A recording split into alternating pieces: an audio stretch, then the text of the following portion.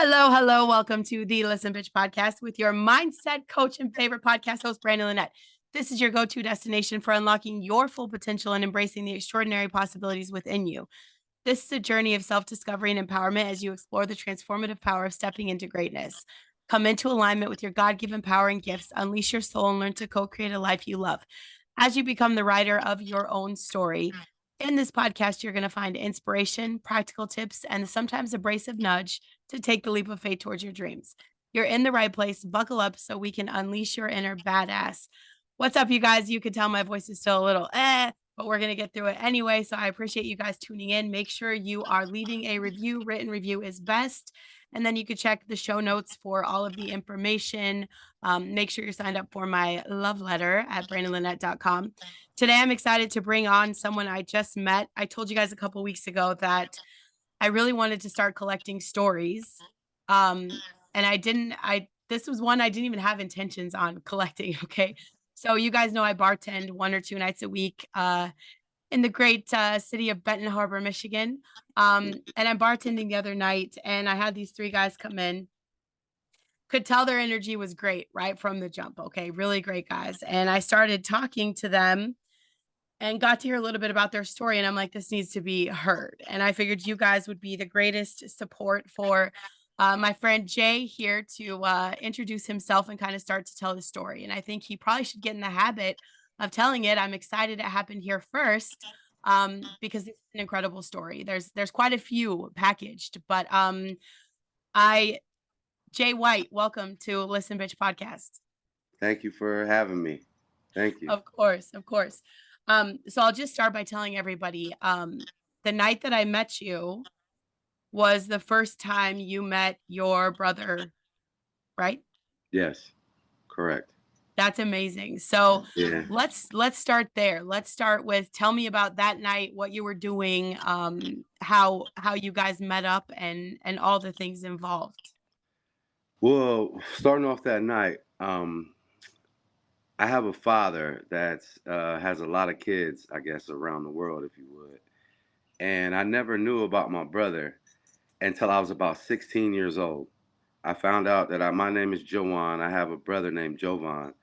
And I always wanted to meet him, and I could never find him. And then one day on Facebook, I found one of his family members, and I ended up finding out where he was. And the reason I couldn't find him is because he was in prison for a long time. So I started writing him in prison, and we started calling each other every day. And this was about 3 years ago. And he actually got released from prison about 2 months ago. And I told him, when you get out of prison, I'm going to come find you, and we're going to find our family members, and we're going to bring everybody together. And I live here in Florida. So when he got out of prison, I finally got to go out there and meet him. And it was awesome, you know. It was crazy. It was overwhelming because we talked every day. We talked on the phone every day about everything we was going to do, how we were going to do it, how we were going to greet each other, see each other. So the night that we finally first met each other, we went to the bar to celebrate, and that's how we met you. I love Uh, that. yeah, because you were like, "What are you guys celebrating?" And I was like, "Well, this is the first day I ever met my brother in person." And you was like, "What?" I was like, "Yeah." Yeah. So it was pretty awesome, you know. Just like always wanting to have my brother around and like have that, you know, just the journey alone of finding him and searching for him, and I finally did, and it was just pretty cool, man. It was awesome, you know. I want to back up a little bit with this story because you live in Okay. Florida now. Yeah. Um, and you guys met up in Benton Harbor. Is that where like your dad Yeah, was? that's Would where you we say were the all born. majority? We were all born in Benton Harbor, and he didn't raise neither one of us. I ended up being raised by my other brothers. I have another half brother by my mother. His dad raised me my whole life, and he's a Okay. Caucasian man. Okay. So he's Caucasian, believe it or not. He raised me my Okay. whole life, and that's my dude. We're still. He lives like 10 minutes away from me now. He's still one of my best friends. Um, I had a well when I moved from Benton Harbor, I was raised in Ohio, Columbus, Ohio. And me being raised in Columbus, Ohio, I, you know, came up, did a lot of things that a lot of teenagers do, get in trouble, you know, doing a lot of things. I ended up Right. doing time myself. So that's another reason why I got connected to my brother, because I felt like I was the only one that could understand him. I did some time in Ohio, And once I got out of, my troubles in Ohio, I moved to Florida. Um, I've been out 12 years. I got married. Before I even got out, though, I taught myself how to cut hair while I was locked up. I taught myself how to speak Spanish fluently. I got out of prison and I signed in a barber school. I got my license. I found my wife. We bought a house together. We have 3 children, and then and the reason that I really went on my journey as well is because my daughter would always ask, "How come I'm always on my mother's side of the family? Like, where's your family?" Right. And it would bother me. Like, dude, I don't know either. Like they don't look for me. They don't try to find me, Right. things of that nature. So it got bothersome when you're trying to be a well-rounded father and raise your kids correctly. In order to do that, they got to know where they come from and who they are. So it was very, and it was a necessity to find them. Right. To find my family in general. So that's when I went on and looked. When I first contacted my father through Facebook and asked him about all his kids and where they were, and he told me who my oldest brother was first. Okay. Great guy. I found my oldest brother, and we started hanging out and getting to know each other, and we still talk to this day. And that led to me finding my other siblings, and then Jovan was the last one. It took me, like, I was looking all the way up until about 4 years ago, and I finally found him. How many siblings have you found? 4 so far. 4. Yeah, And you say so far. I said the other night, your dad's a hoe. Okay. He definitely it is what put it in some is. work. How many Yeah. kids does he have? Do you guys even I, have a set number? I don't know, but he So just it's not known. so sometimes he gets drunk and he tells me that he'll tell me about another kid, and then I'll go out and search for it, and I'll come back to his house with the kid, like, this is the kid you were talking about. Oh my gosh, Yeah, that's amazing. and yeah. And then he'll get drunk and tell me again, like, well, you probably have a sister, and she went to Oh Michigan my State. god, And then I'll start looking for her. So right now I have a sister that I'm looking for. that's So hopefully I amazing. find her. Yeah, Yeah, that is yeah, amazing. And I love that he's giving out the tidbits instead of just sitting you down and giving you a list. It just comes out yeah. when He the gets liquor starts. talks. Yeah, drunk people don't. They say little babies and drunk people don't lie. Right. So he's a good dude, though. You know what I mean? People Yeah, make that's mistakes. He's not a awesome. bad guy at all. No, of He's really course. not. Yeah, It's just it is what it is. right, And I'm just happy that I was put in the kind of position, man, to, like, I don't know if it's a calling or whatever it is, but it does feel good to find your sibling and learn things about them, and even your family. Like, you start looking at your people, like, man, you got my nose, and Dad, we got the same right, smile. Like, yeah, look at your fingers, they're like mine, and it's weird, because I guess it's like that loneliness you have over the years, not comparing yourself to nobody or not right, knowing where you come from, and like I said, when you become a father yourself and you need to learn about your health issues and what runs in your family and what doesn't, and your weaknesses and your strengths, you kind of right. got to go home to find that out. Can we back up a little bit, Jay? Because I want to For talk sure. about you. You serve time, Yeah. and so I want to know, like, because there are people listening to this podcast, and I'm saying we're all on the same level, right? We're all Okay. on the same level. Maybe some of us haven't got caught for our shit, but we've all sinned, right? We're all sinners. We've Yeah. all fucked up, whatever that looks like. There's nobody out there perfect. My question for you is though, because statistically, you're meant to be a statistic. And I said this to Yeah. you and your brother, you guys were meant to be a statistic, especially coming out of where you came out of. And it's just how it happens, right? It's Yeah. there's this stigma put on people that go to prison, and it's hard to get out of that mentality of being locked up. So my question is, you didn't come out the same person that went in. You No. weren't in there pissed off. You weren't blaming the world. You didn't come out wanting to, like, make everybody pay. You Oh, weren't a I did. victim. I had that mindset, but You it did changed you. after it changed. It most definitely changed. I had to, because I got locked up. I'm only 37. I've been out like 11 and a half, 12 years. I got locked up when I was 16 years old. Um, I ain't gonna lie, it was over an attempted murder. Somebody got shot. Long story short, I did 10 years for it. But like my fifth year in there, I got into a lot of trouble doing the same lifestyle. And then one day Yeah. I was just sitting in the cell by myself, like in segregation or the box or the hole, however you pronounce it, wherever you guys are from. Um, I just got tired of my own shit. I was like, bro, I'm tired of this, bro. Like, I'm Yeah. so tired of my own life. Like, I can't blame nobody but myself. I'm tired.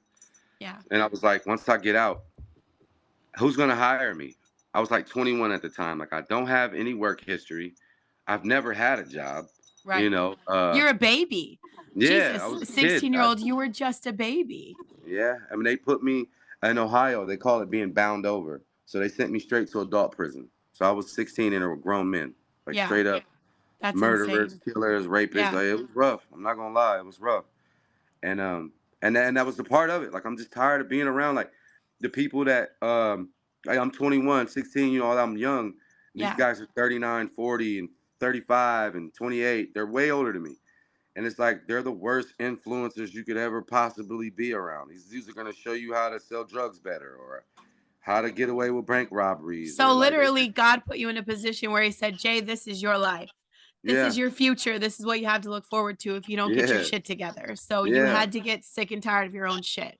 yeah. I just was tired to the point where I was like, I have to do something because I'm like, if I can't get a job, I still have to survive. Like, I have to create my own job Right. somehow, some way. I have to pretty much be my own boss. And the only way I kind of seen forth that was I always felt like I had a gift because I could draw and things of that nature, and I love Right. art. And I would look at people, and that's why that day when I told you like your makeup, like it's art to me. So I was like, Yeah. yo, that shit's really cool what you do. But anyhow, I would look at people and I'm talking to him, and I'm like, dude, I could cut his hair, and it would Right. bother me. Like, dude, I just want to fix his hairline so bad, you know. So one day I just finally asked the guy, like, yo, can I shape you up, man?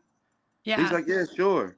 And then from there on, I just took off. Everybody I talked to, I was just cutting their hair for free, just learning the craft, learning the skill. But while you're in prison, a lot of black dudes don't want to see you change your ways in your life, so they weren't letting me cut No. their hair. And a lot of Right. white guys, prison is kind of segregated. So a Right. lot of the white guys was like, we don't even talk to black dudes. So, Right. and it is what it is. People didn't know that my stepfather was white and he raised me my whole life. Like, Right. I have no racist bone in my body. So Right. anyhow, um, so like a lot of the Mexicans was like, dude, we don't care. Hair grows back. Just cut our hair. So I'm Right. like, all right, cool. I'll cut your hair. So I was cutting like a lot of the Mexican guys, and as I'm cutting their hair, a lot of them would come approach one another and they'd speak Spanish. And I hear him, hola papi, ¿cómo está? ¿Está bien? You know, and I'm like, yo, why don't you just teach me? My boy Jorge. He's like, Right. man, you don't want to learn Spanish. I'm like, bro, yes I do. And I had like 5 years left. I'm like, bro, just teach me one word a day. I was like, by the time I get out, yo, I might know like a couple thousand words. So I was Right. excited about it. He was like, all right, bro, I'll teach you. So we started off with the basics. Every time I would cut him or one of his friends, he would just like start out with hola, ¿cómo estás? ¿Estás bien? Bien y I tú? love You know, and then we just kept going and going. And then I would go to the library and get books. And I would use an English word and the Spanish word. And I would take like the definition and try to compare them. Yeah. And when I wouldn't find a comparison, I would go to like the dictionary in English and compare them. Like, say, for instance, the word in Spanish is leche, right? Yeah. And in English, we say milk. Milk. And I was trying to compare those words. And the comparison is lactate. When someone is lactose Gotcha. intolerant, they can't Yeah. lose. So that's like leche. I started learning stuff like that to compare it. So Right. it took a while, but I learned, you know? And I can kind of say I'm pretty fluent at this That's point. I mean, it's been amazing. like 15 years now, but yeah, I'm pretty fluent.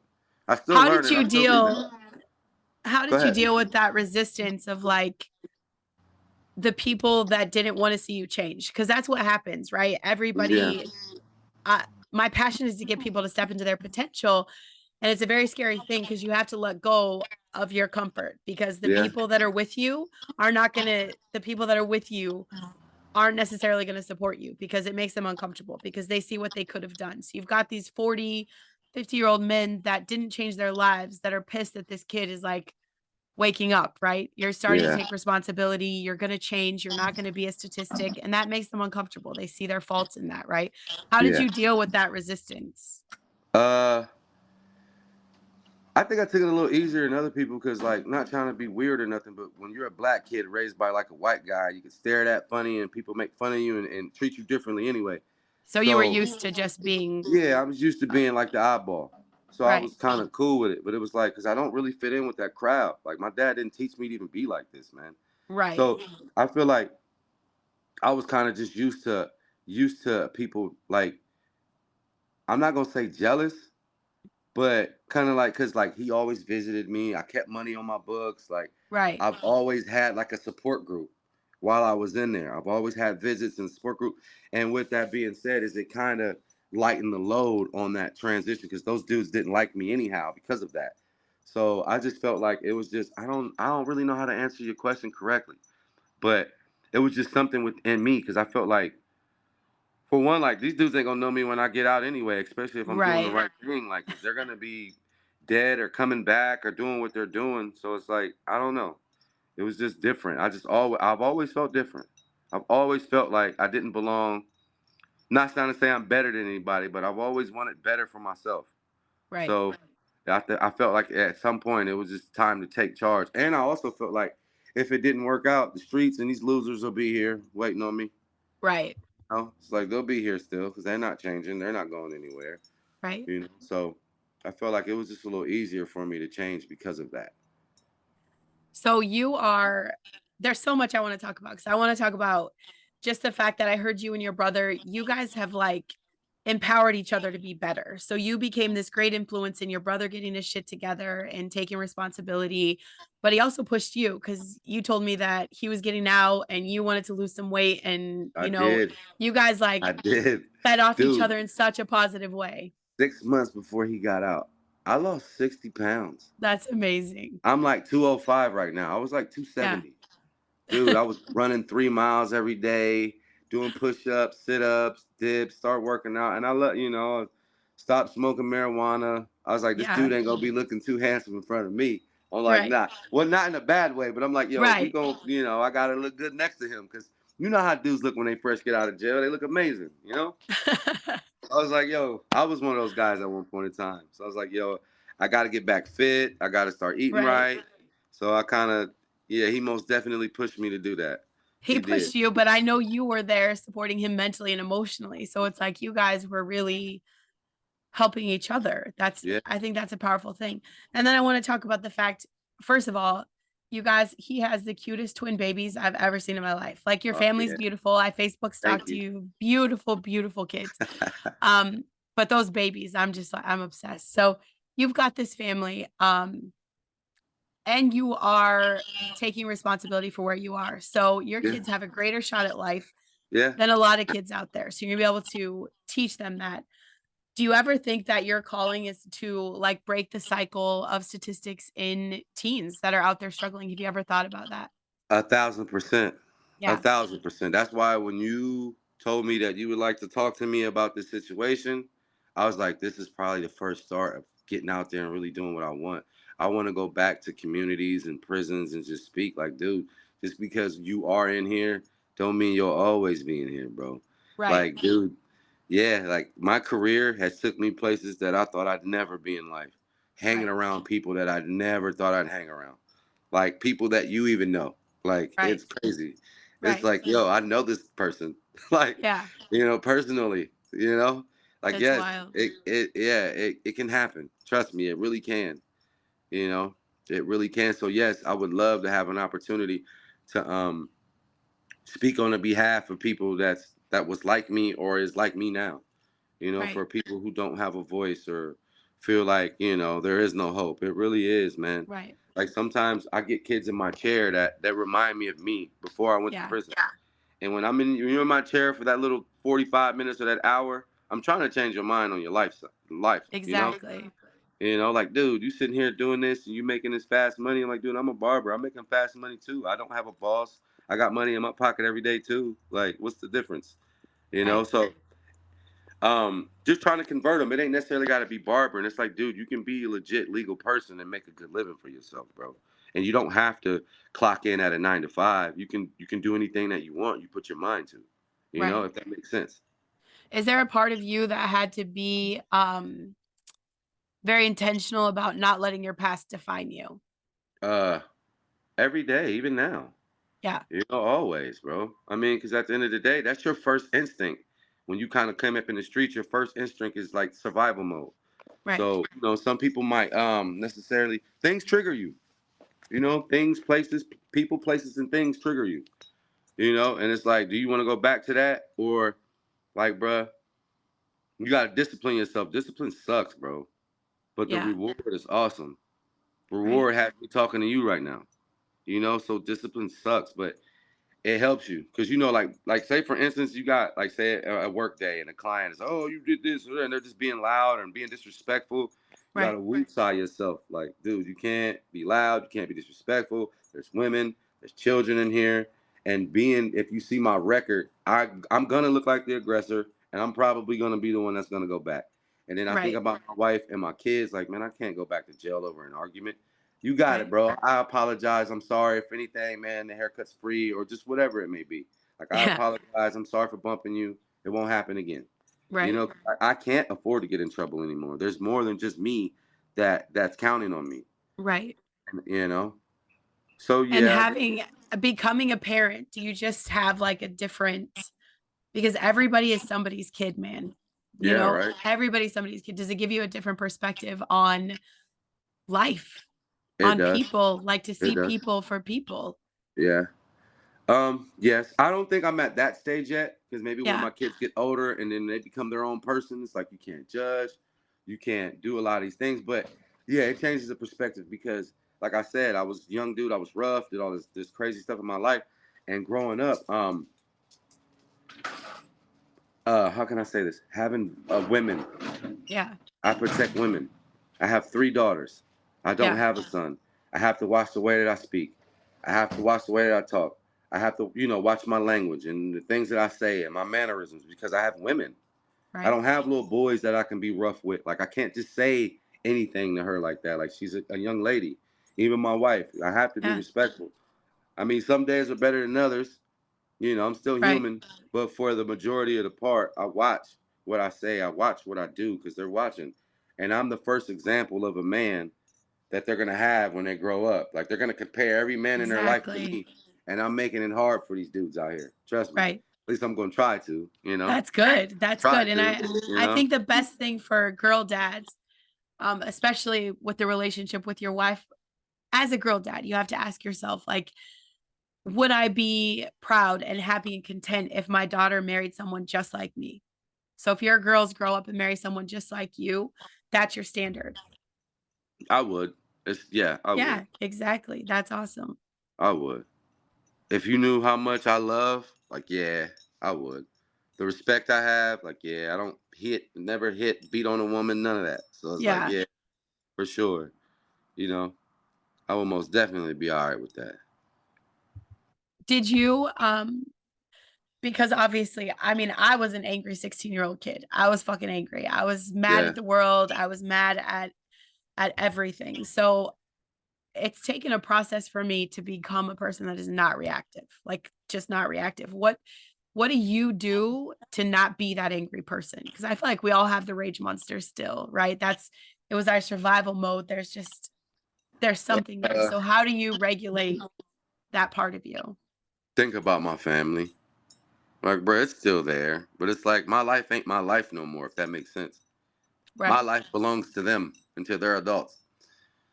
I can't just like you can't react to certain things. And as you get older, and the more mature you get, and then the more responsibilities, and the more your face is seen in the community, you're looked at somewhat as a pillar in your community. Right. It's embarrassing to like do things that's out of your character now because people don't see you like that. It's like, bro, Right. you can't do that no more. There's people watch you, and that's like you might not notice it, but go back to that question. He was like, how do you react when people see things differently? Now I can kind of answer that. It's because when people have seen you change, you're a leader and you don't even know it. People are changing. You're making people change around you. You got guys secretly working out now that you didn't even know was working out because you are, or you got guys that Right. secretly stopped smoking weed because you did, and they didn't tell you, but they stopped because you did. Because Right. I've even done certain things because my boys kind of leveled up. So I'm like, hold on, not like a hater thing, but it's like it is kind of time to stop doing that. You Right. know. So eventually, what they say, if you do something for 21 days, you notice it. If you do it for like 90 days, everybody around you notices it. Right. And then you do it for like 6 months, people that around you, you influence them, and now they're kind of even doing it.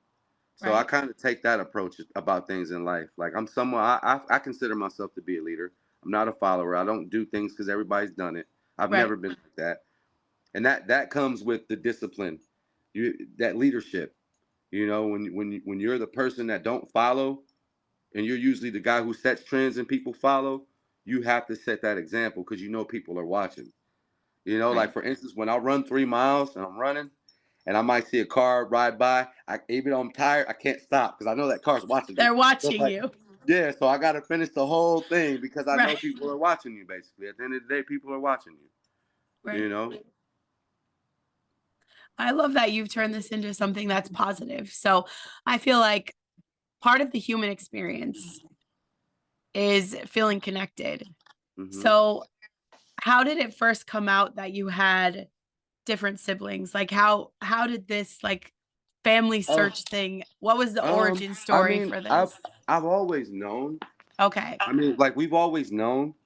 Well, I've always known I had mad siblings, but I didn't know Okay. their names until I was like 16. Two of them for Okay. sure. My oldest brother and the one you met, Jovan.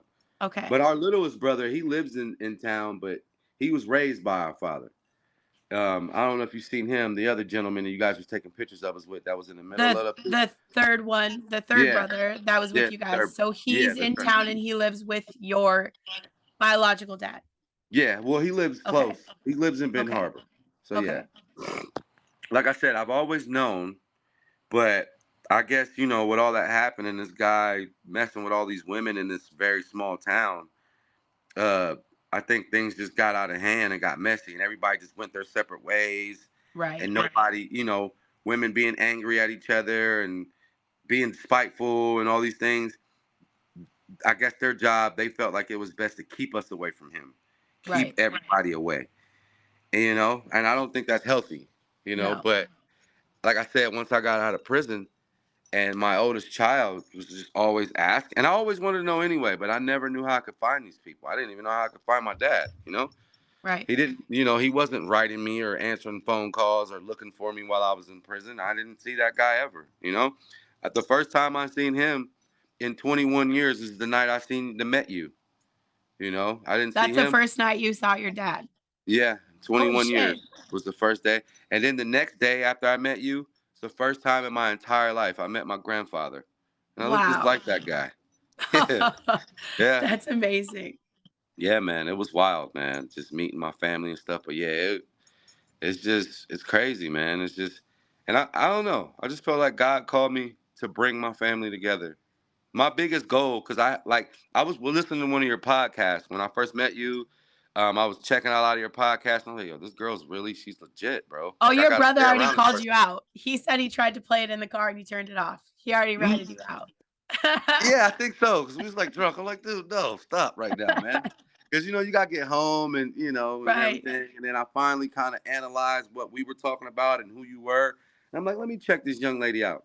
And once I did, I'm like, oh shit, she is on point. Excuse my language. I don't know if I can cuss on your podcast, Oh yeah, yeah. We're real here. We don't fake it. but I'm like, yo, she's legit, like legit, legit. Like you say things that I think about, you know. Right.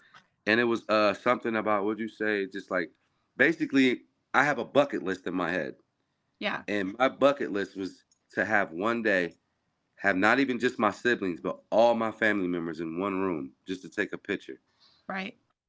like just all of us, grandparents, everybody, uncles, aunts, all the siblings, dad, brother, everybody with the last name White, or, all the family members or what have you. That's related to that bloodline. That's never happened. Yeah. And when I met you that night, the next day, so I was there for 8 days and like out there in Michigan, I went to 4 states in 8 days to find all Wow. my family members. And I took my brother with me to meet my grandfather, meet my other brother, meet my other brother. Like it was crazy. We went on tour, meeting our I family love members, that. Yeah. grandmother, everybody. So it was crazy. Like I said, and you was like, why are y'all so happy and drinking and having a good time? Like this is the first time I ever met this guy in my whole entire life. Like Yeah. to I be thought you guys around were him. fucking with me. Nah, I swear to God, I was not lying to you. Yeah, that It was was the very first time, awesome. right?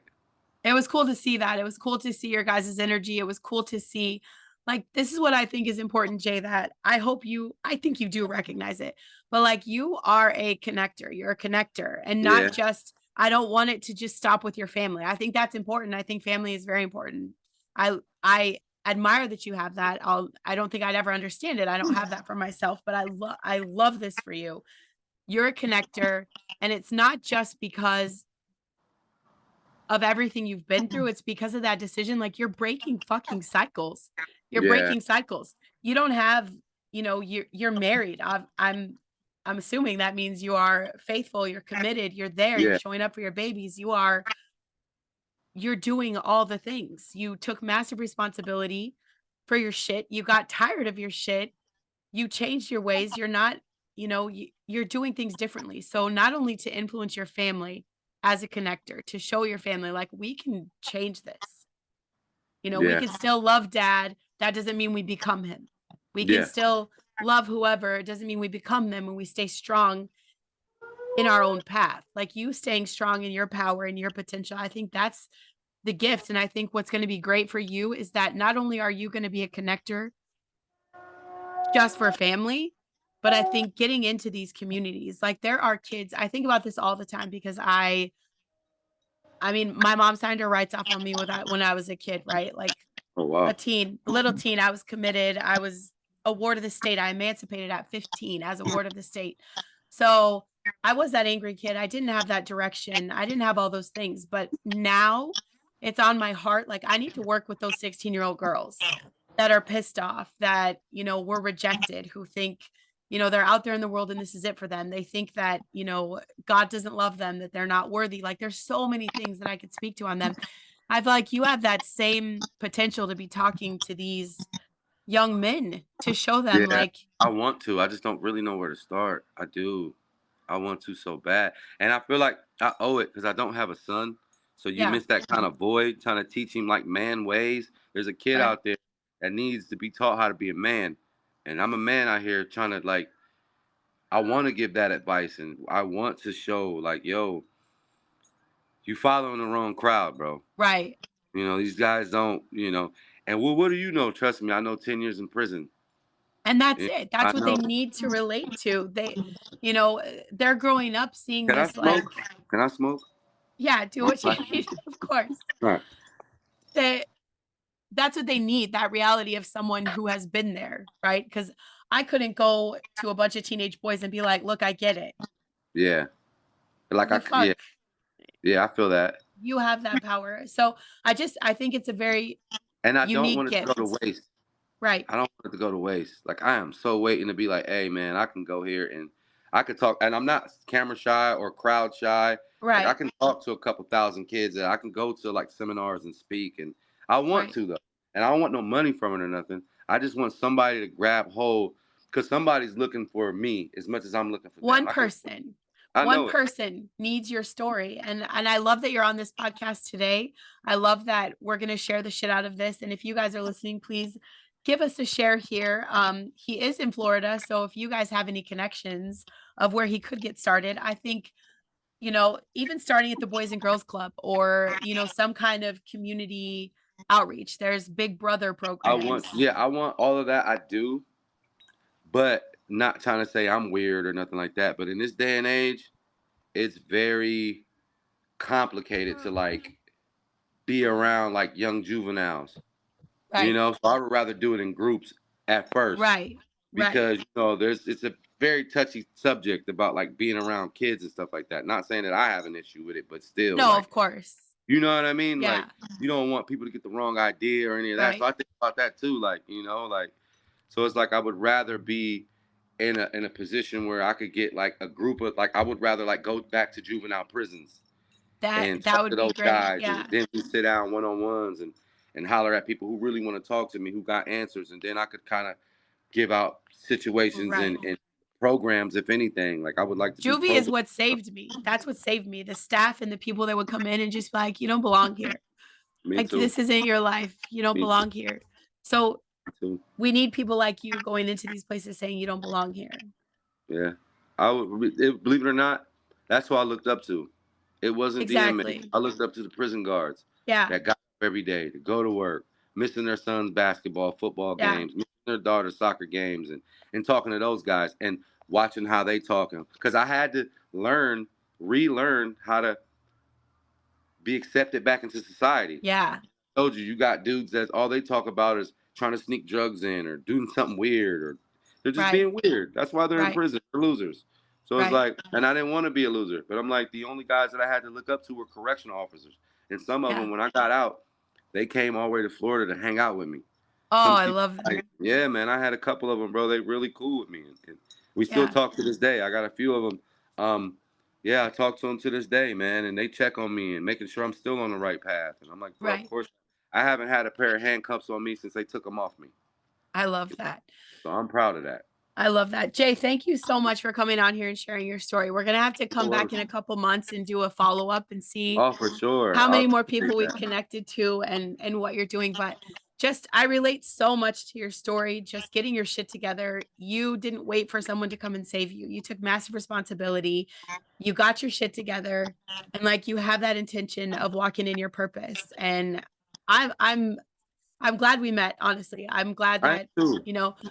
we're going to stay friends. We're going to stay in touch. I'm excited for your journey. Any way I could support you, um, definitely let me know. You guys, thank you so much. Make sure you share this podcast out and leave a review in here. Show some love and support for Jay. Thank you. So let's just celebrate him stepping into his potential. I really appreciate that. It's only gonna get better from here. Watch. Hell yeah, absolutely. For real. All right, you guys. I will see you guys tomorrow. Jay, thanks again so much for coming on Um, here and sharing your I story. just want to say I really appreciate you taking the time and just having me on here. You're a great person, and Heck yeah. going to the moon. So I can't wait to watch your journey. I Yeah, appreciate that, man. for real. Well, take care and have a All great day. right. All right. Thanks, Jay. God Love bless you you guys. guys. Love you more.